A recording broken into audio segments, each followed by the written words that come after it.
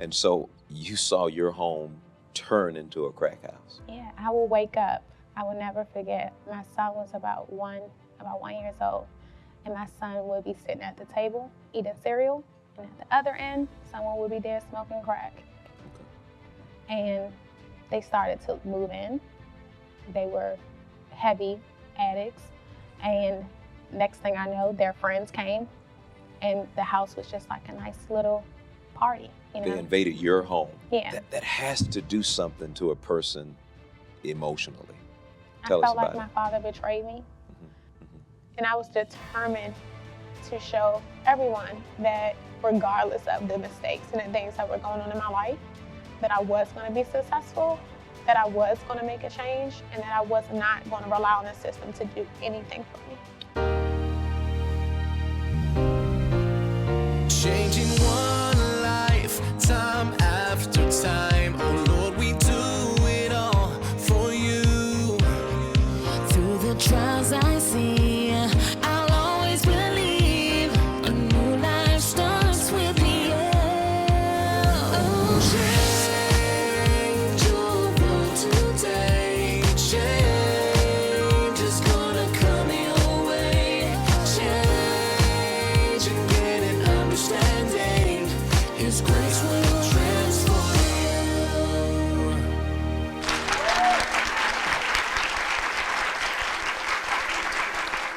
Today, you'll meet a young lady who has become a social media sensation. She has made it her life's work to help young women who've been victims of abuse and have histories of living in desolation and being totally without hope.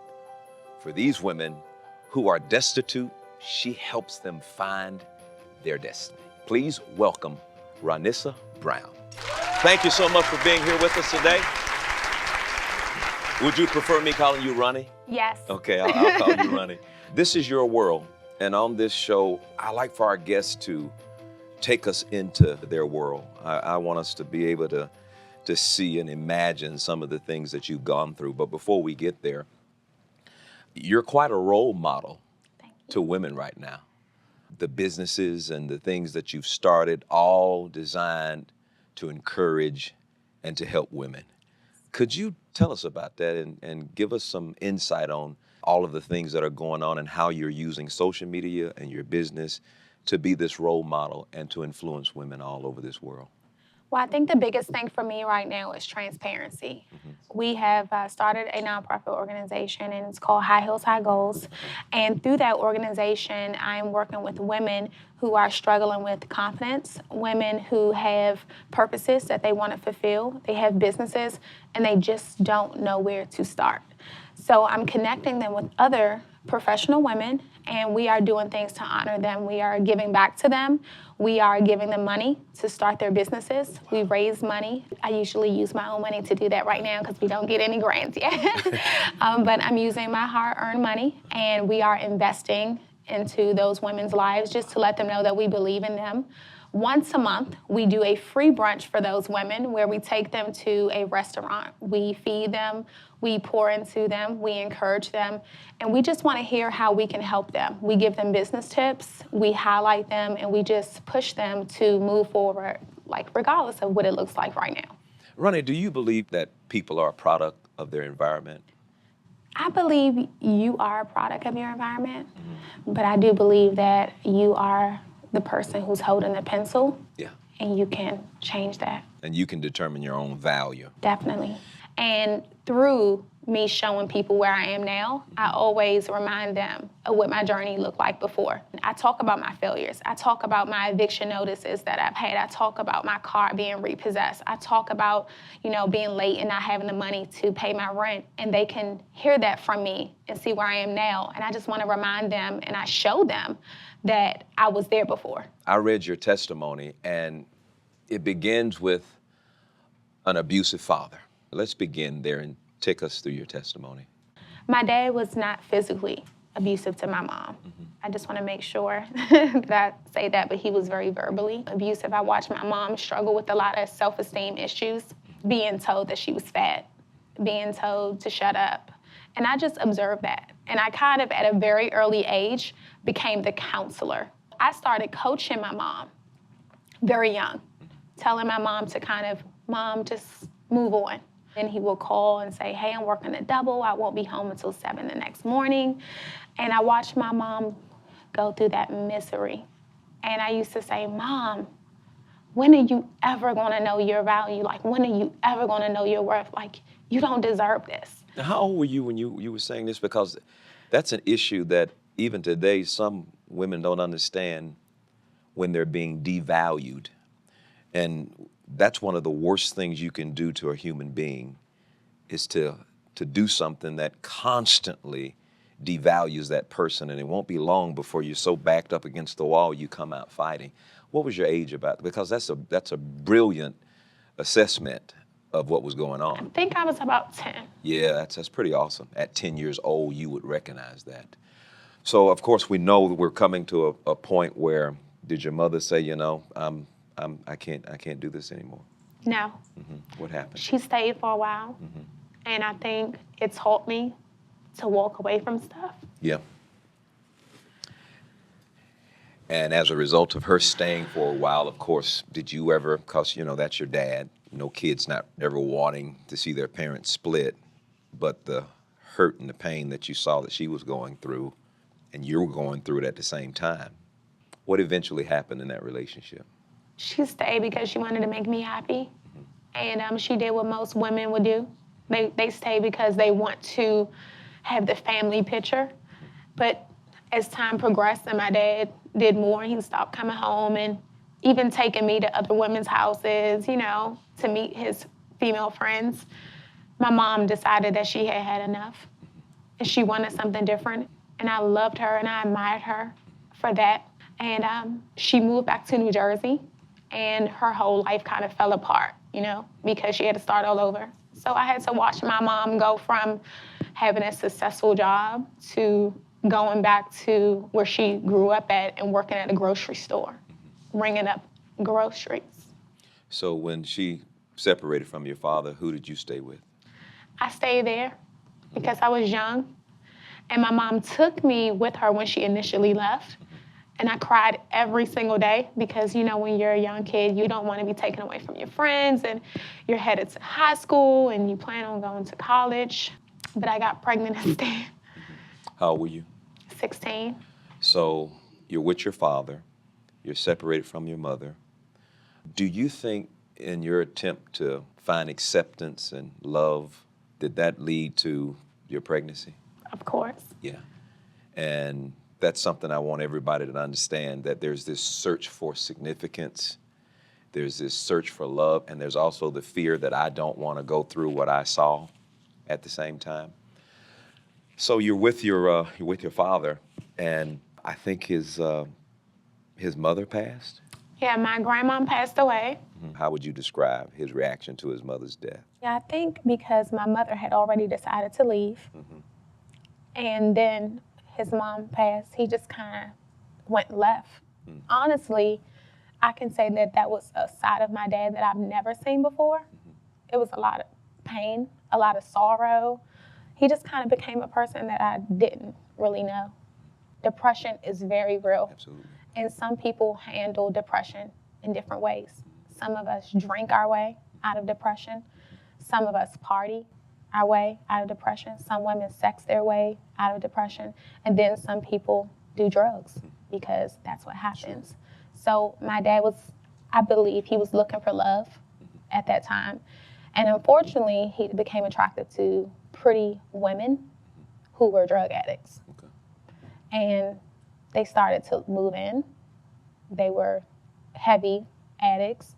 And next thing I know, their friends came. And the house was just like a nice little party. You know? They invaded your home. Yeah. And so you saw your home turn into a crack house. Yeah, I will wake up. I will never forget. My son was about 1 years old. And my son would be sitting at the table eating cereal. And at the other end, someone would be there smoking crack. Wow. So now, not only are you there seeing this, but now your 1-year-old son is there seeing this. Yeah. Now, that has to do something to a person emotionally. It did. I Tell us felt like about my it. father betrayed me. They started stealing from me. So I had to literally sleep with like my money in my pocket. Wow. I would go in the bathroom to clean up the bathroom, and his girlfriends would leave like their dirty clothes in the bathroom, and I would literally see like my underwear on the floor that had been stolen out of my room. So when I went to confront my father, his response was just like, if you don't like it, leave. So being around that environment, did it begin to influence you to do some of those things? How did that impact you as a 17-year-old? Well, it did a lot of things for me. The first thing was we were behind on our rent. So prior to us moving in our apartment, we were evicted. So that was one of the most embarrassing moments of my life. Coming home as a kid and all of our furniture sit outside. And you know, kids are really mean. And I think that is like one day that just has lived in my head forever, you know, seeing that furniture on the corner and the kids kind of ride about the school bus laughing and us picking our furniture up and our important stuff. And we all know kids can be very cruel Yeah. sometimes. Yeah. I mean, especially when that's a moment that's marked in your mind and memory, that had to be hurtful and painful to have to go through that. How did you handle that? How did that hurt and pain? What did you begin to do to walk through that? I began to push my tail off. I said, I don't care what it takes. I'm going to change my life. Your mother was in New Jersey, right? Yeah. It wasn't any better with her? No, because she was staying with someone, my grandmom there, so there wasn't really room for me and a child. And my mom didn't have a job. She was literally working at like Food Mart, making like $7 an hour. That's got to be frustrating for a 17-year-old teenager with a child, with all of the past hurts and unresolved issues. It was just me saying, I'm going. Yeah. I'm going. I don't know where, but I'm getting out of here. I'm not staying here. And because, you know, I had my son at 16, and then I had another kid by the time I was 19, people were like, yeah, she's just going to end up in the system. And I was determined to show everyone that regardless of the mistakes and the things that were going on in my life, that I was going to be successful, that I was going to make a change, and that I was not going to rely on the system to do anything for me. Wow. Did you ever find yourself in situations where you were doing things for money that you didn't want to exactly do, but you just needed to get the money and your choices were limited? Yeah. When you're in a house and everyone's on drugs, it's like, hey, why not become the supplier, you know? So at one point in time in my life, I considered doing that. I realized that that wasn't for me, but hey, when you're desperate, being desperate is a dangerous place to be in. Oh, yeah. But that desperation, it turned around. And becoming more desperate to get out of the situation versus allowing the desperation to cause you to stay in this situation was a whole lot stronger, correct? Correct. You know what? I'm going to take a break.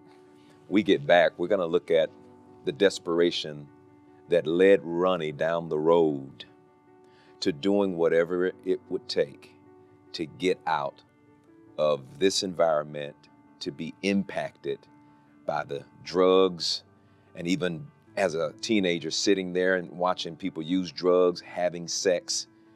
She's got her 2 kids. She's made her decision. When we come back, we'll find out where it all leads.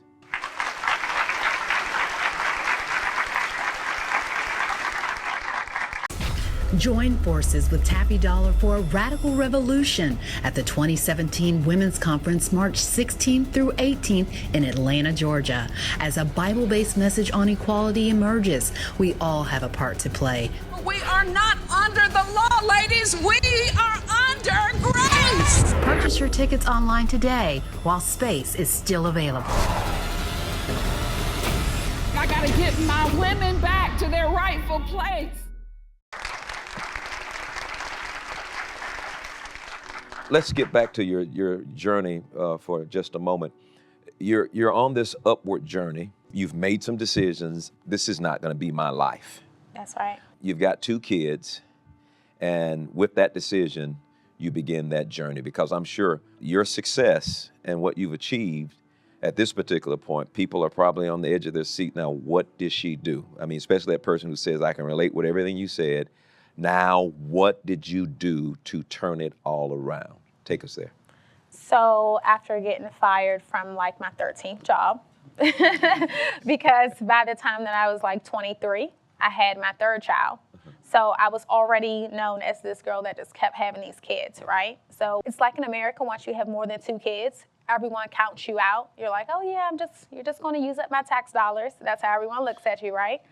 And I wanted to make it very clear that I was not going to rely on anyone's tax dollars. So I was a janitor. I mopped floors, cleaned toilets, all that great stuff. And it was a very humbling experience, but it taught me a lot, right? It prepared me. Everything was preparation. I got fired from so many jobs. Man, my resume looked like a receipt from CVS. Okay? And I decided that I was no longer going to give anyone the opportunity to fire me. I remember going home and looking at my kids, and you know how you put that fake smile on, like Sure. everything's fine, but you don't even know how you're going to pay the rent, right? So I had about $300 to my name, and I said, I'm starting a business. I started to look around my home, and I started to see what I had laying around. I had a bunch of cosmetics. I love women. I said, I'm going to start a group that allows me to empower women. And the biggest thing that God dropped on my spirit was become the change that you want to see. Be the hero that you needed, and you'll never go broke. And I say, you know what? I'm doing this. I'm going to start my own business. I got out, I did vending events, I set up tables everywhere I went to share what I was doing with other women. They started supporting me. I was making little products in my home, and women were calling me, and they wanted to be a part of it. I just got women in intimate environments, and they loved it. People were so full of stress and just anger and frustration, and they needed someone to tell them that they can do it. And that alone took my business and my brand to the next level. I met my husband, who was absolutely amazing. One of the things that I doubted, you know, when you have a lot of kids, you kind of doubt that. No one's going to marry you, right? You'll never find a man with 3 kids. Well, God is so good. You better say that now. Yes. Yes. So he sent me my husband, and he is fine as wine. You saw when she closed her eyes, and he is fine as wine. But he's a man of God, most importantly, and he is like a silent prayer warrior. He believed in me. Wow, I know. When God, that's the goodness of the Lord right there. Now you know, there's a difference between being wealthy and rich. Rich people, when they lose their job, then their riches go away. But wealthy people are people who have a vision.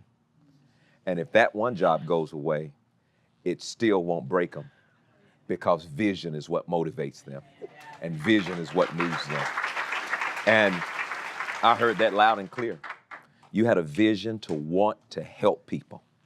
You had a word from the Lord to what can you do to make an impact in somebody else's life.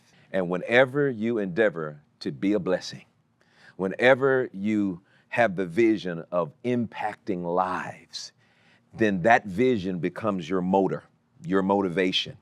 And I tell you what, God will bless it.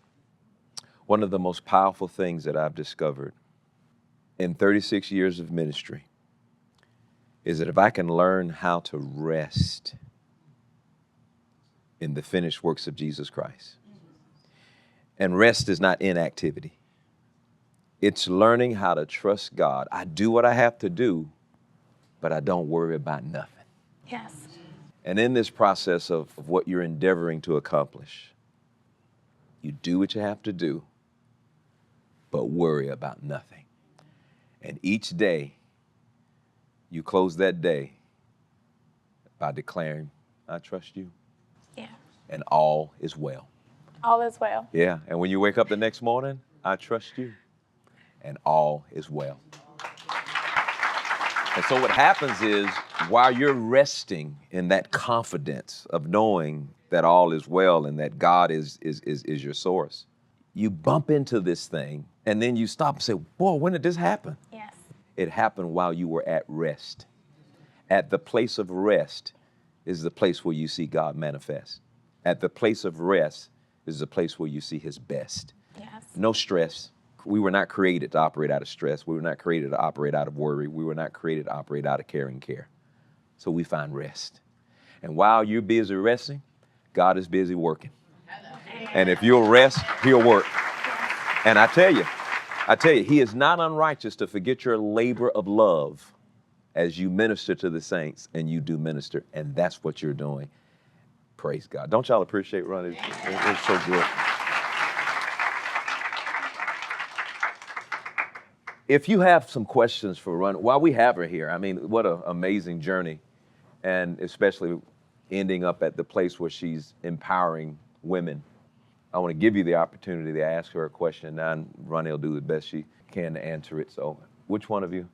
And my question to you is, when you were going through the period where you had the children, what kept you grounded? Because challenges is coming, but I know you persevered. So what kept you on that path? Well, the biggest thing for me was my children were my biggest source of motivation. Where most people will look at kids as a burden, I looked at my children as my why, right? Also, although my father was making mistakes in his life, now I looked at my dad as my motivation as well, because as I grew spiritually, the person who had hurt me, I stopped looking at myself as the victim, and I started to look at my dad as, what is my dad going through? And I know that this is something that he's doing out of hurt. So I'm going to work hard so I can help my father. I'm going to work hard so I can help my parents. I didn't look at myself as the victim. So my children were my constant source of motivation. And Holy Spirit, I didn't know what that little voice was that kept telling me, Ronnie, don't give up. Keep going. Just scrub these toilets. There's something. There's more. Whatever job you have to take, you take it. And I never said no to any opportunity that came my way. So knowing, just believing that faith, that is what kept me going, because I knew that there was more for me, and I knew that God was using me every single day to show other young moms that anything was possible. That's awesome. That's awesome. You know, the key to all bitterness is self-centeredness. And when she took herself out of the center and put her father in the center, then bitterness could not attach itself to her. And what a lesson right there.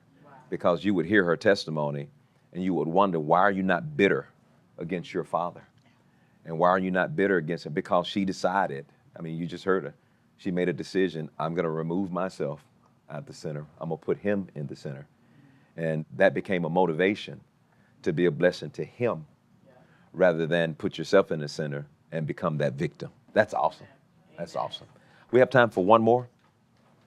My question to you is, how does your parents feel now that you're at your level? They are just so happy. They are so happy. My mom looked at me the other day and she said, I could never imagine this being your life.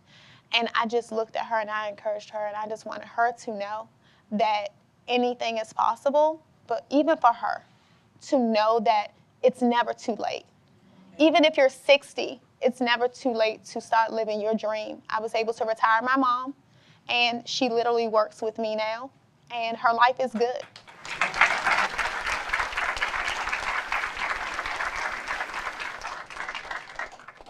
What an act of God's grace to allow her to love the way that she's loved.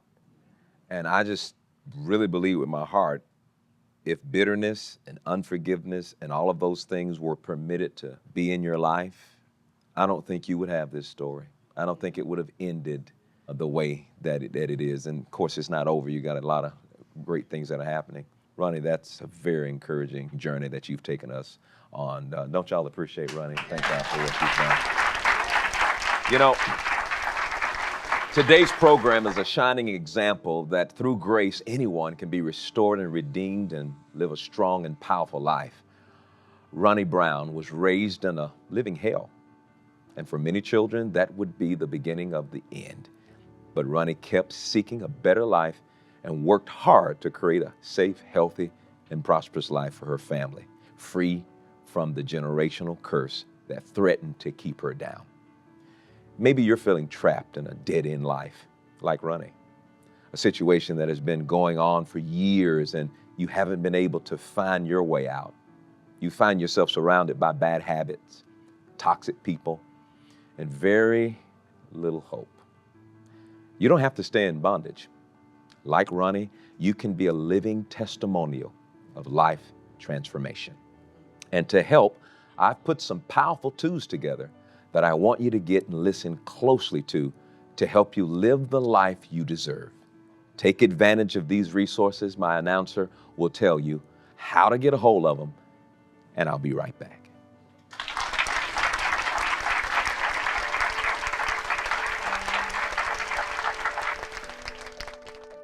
Is your money so tight that you struggle each day just to pay for basic needs like food and gas? Maybe your home life is so chaotic, trying to keep the peace in your family, that some days you just want to give up. Or do you find yourself stuck in your past, living the same negative life over and over, but just can't seem to escape? It's time to let go of the weight of your old life and discover a brand new you.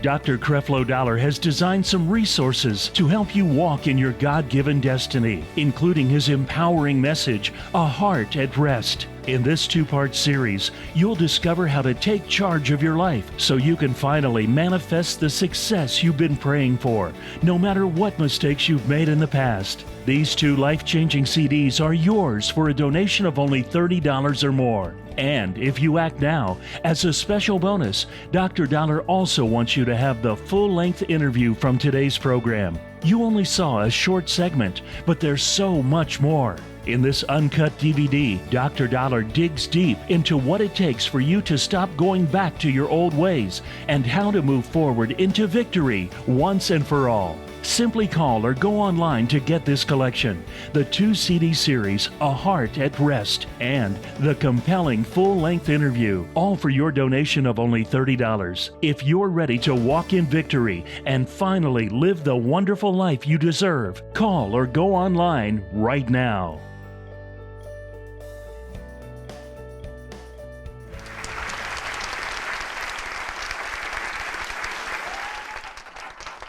Ronnie, we were talking about rest, and I'd like to give you this series I did.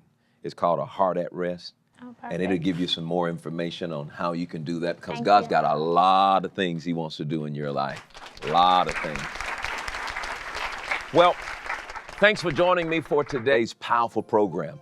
As you strive to walk in your true destiny, I encourage you to get the resources my announcer just told you about. And at the same time, it's important that you stay connected to people who care about you and want the best for you. So make sure you follow me on social media, Facebook, Twitter, and Instagram. Also visit our website, yourworldwithcreflo.com, for more information and exciting updates and a chance to be here as a part of our studio audience. Thank you, and I'll see you next time on Your World.